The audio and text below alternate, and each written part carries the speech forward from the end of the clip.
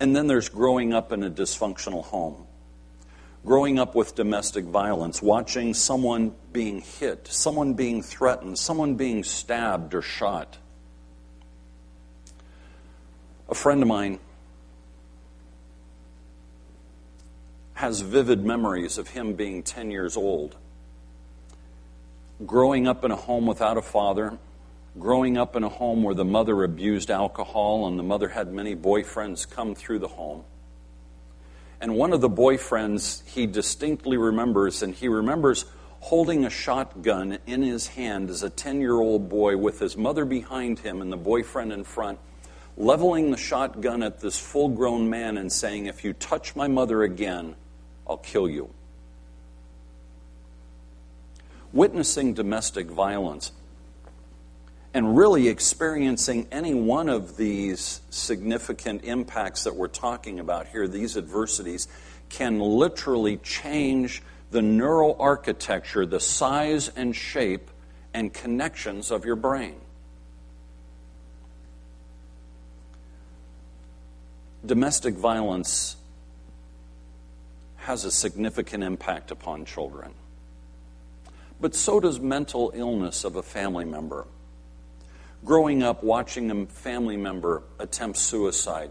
Growing up and having a family member who is so depressed that they can't get out of bed, or who suffers from bipolar disorder, or who suffers from some other major mental illness.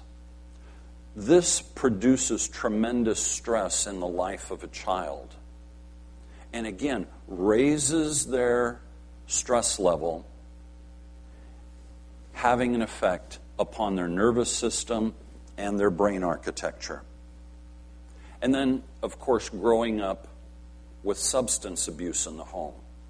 Growing up where there's drugs. Growing up where there's alcohol abuse. All of this can have a significant effect upon the children in many different ways.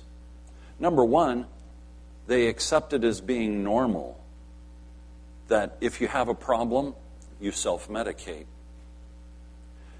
Also, when you grow up with a mother or with a father who's abusing drugs, they don't act right. They don't give you the attention that you should, or they give you inappropriate attention, or they act in such a way, again, that raises your stress level to the extent that you have a difficult time self-soothing. A young lady that I know grew up, and her father would come in after a day of binge drinking, would come in at 3 o'clock in the morning and would wake her up and would begin to beat her with his metal-studded belt.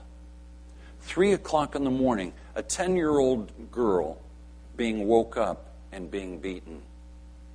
Then she wondered why, as a 22-year-old, she was experiencing anxiety and nervousness.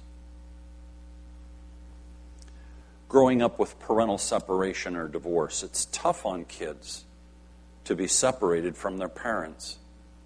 It's tough on kids sometimes to be used as a volleyball going back and forth between parents, and parents using and abusing the children in the relationships with other people. It's difficult, and again, it raises that stress level.